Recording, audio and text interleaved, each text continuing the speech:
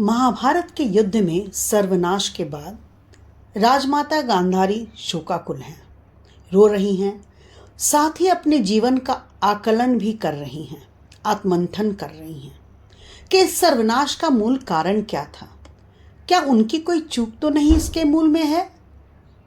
क्या अपनी आंखों पर पट्टी बांध लेना तो उनकी भूल न थी? आइए उनके शब्दों में ही उनके मन को समझने की कोशिश करते हैं। राजप्रासाद की ऊंचाइयों में घिरा एक सन्नाटा, दीवारों पर गूंजती एक स्त्री की व्यथा। पट्टी में थी कैद आंखें पर दिल खुला था, हर कोने में उसका टूटा सपना बिखरा पड़ा था। हाँ, महल के कक्ष में दग्ध हृदय, मैं नितांत अकेली अभागन गांधारी, विचारूं कहाँ हो गई मुझसे चूक भारी, जहाँ धर्म और अधर्म की है लाचारी। पितृगृह की राजदुलारी, रूप गर्विता, पिता के निर्णय समक्ष हुन्नत, नेत्र बंद कर संकल्प किया, पति के संग अंधकार को जिया। आंखों की पट्टी ने सब दिखा दिया, धर्म का भार पर अधर्म का साया। सोचा था धर्म का साथ दूं, पर अधर्म का बोझ सहा मैंने।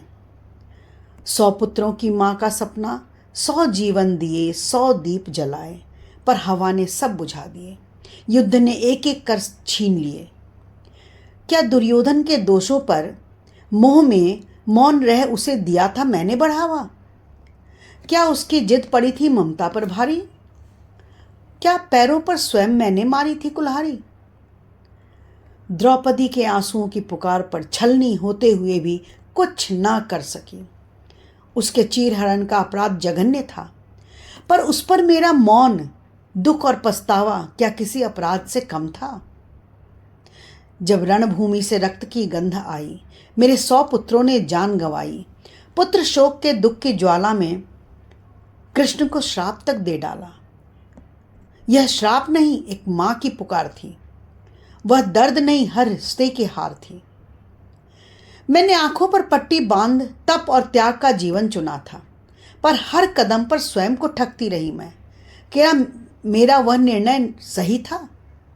क्या वह पूरी तरह व्यावहारिक था? मैं पत्नी, माता और रानी का धर्म कोई तो सही रूप में निभा नहीं पाई। आंखों पर पट्टी न बंधी रहती तो संतानों की गलतियां देखती, सुधारती, मां के कर्तव्य तो पूरा कर पाती। आंखों पर पट्टी ने तो पति के बराबर रखा, पर समाज और परिवार के दायित्व से दूर रही।